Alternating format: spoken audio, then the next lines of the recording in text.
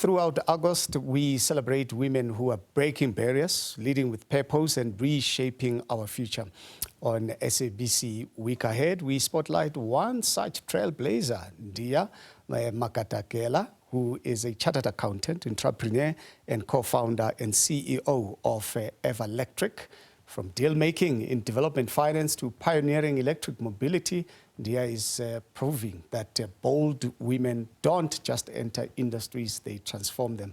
And today, as we celebrate her journey, her impact, and the possibilities that she is creating for tomorrow, we are pleased to be joined by her in the studio. You look absolutely wonderful for that particular matter. Thank you for coming in.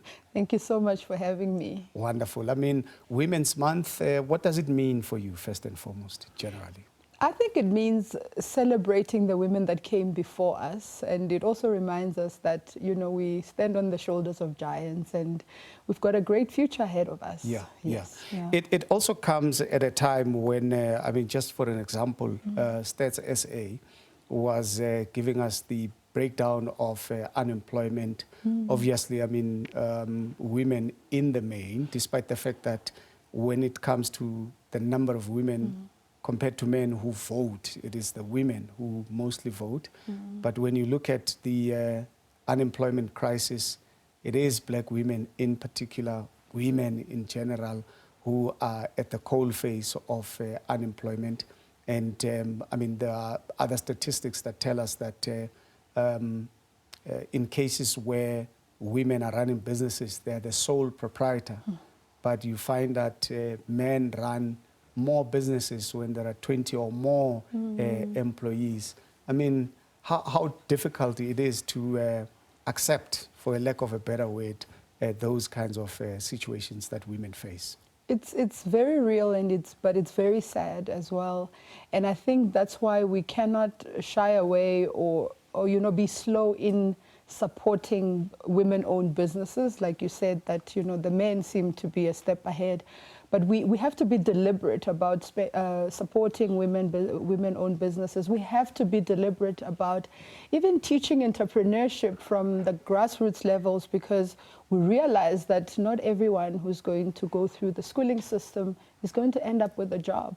And I mean, it is a proven fact that businesses, even if it's a small business, like you say, we employ 2, 3, 5 people, and if we have many of those, the ripple effect will be quite impactful. Yeah, let's talk about yourself. I mean, what sort of impact are you making? Give us a sense of, you know, the vehicles that you use via the companies that you run and the projects that you are spearheading and the impact that you make.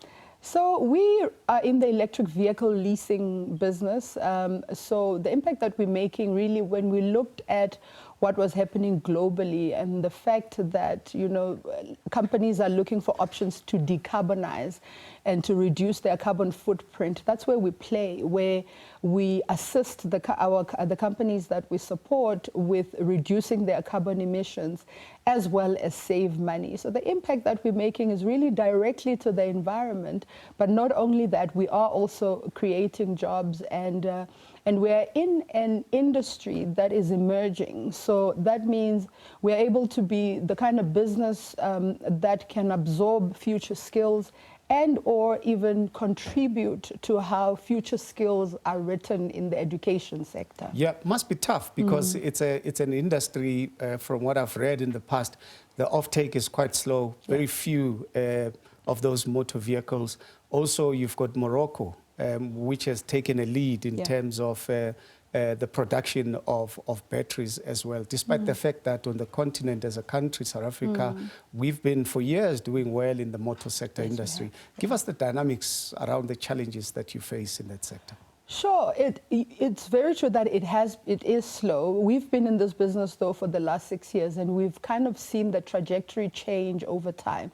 And I think what is making a change is just the global agenda towards the shift to electric mobility and to green mobility, so to speak. So we're starting to see a lot of OEMs coming into South Africa with options of electric vehicles. I think to your point about Morocco and battery manufacturing in that geography, I think as a country we need to be decisive about saving our motor industry, because the truth of the matter is our customer that we export our production to has already said that they want to go electric, or they want to go green by 2035 in many cases. Yeah. And so we don't have a choice, but we actually need to make sure that we are deliberate about policy and about what trajectory and direction our country is taking. I wonder, as a woman who's leading in this particular area, who are you talking to in terms of the market? Because it's a masculine industry. Yeah. And there is still a trust issue. You still have men that says, I want to hear that engine sound, V8, V12. And these electric vehicles, they just bring silence to themselves. I mean, take us through some of those aspects.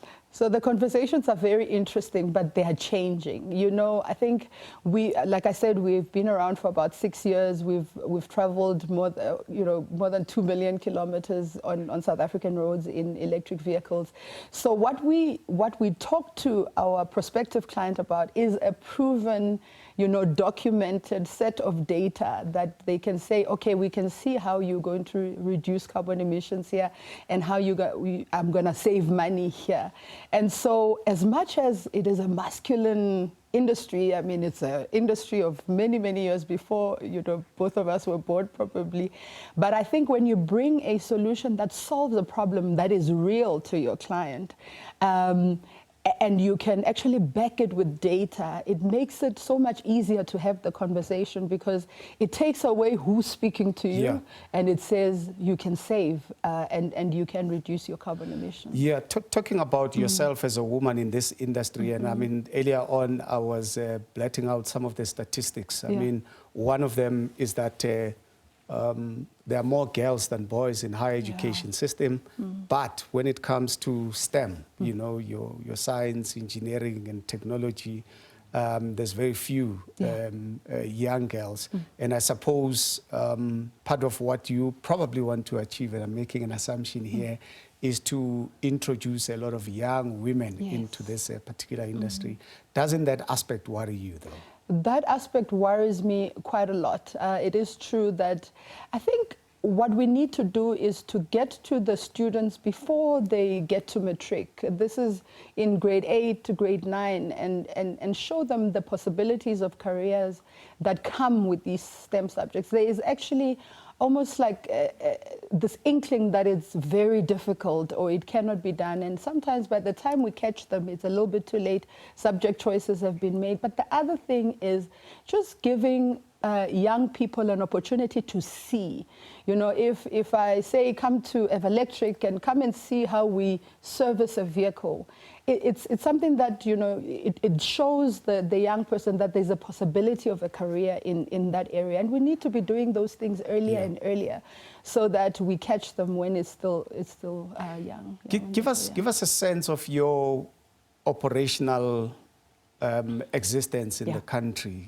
Somebody who's watching us talking and who are impressed with what you've managed to achieve and what you still want to achieve, maybe looking around to say, but have I seen her product? Have I experienced her product? Give us a sense in that regard. So we service the commercial sector, the delivery sector, and also retail. So if you've seen a UPD or Clicks vehicle that says I am electric, that would be us. If you've seen a Woolworths vehicle that says charged for change, that would be us. And what we do for our client is we provide them the vehicle, the charging infrastructure. We do all the maintenance, so we've got maintenance centers.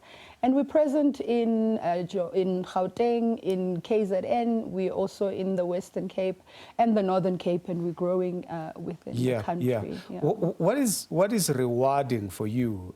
I'm sure you've gone through a lot of challenges. We speak about challenges a lot in this country, particularly as it relates to business. But I mean, what is it that keeps you charged up.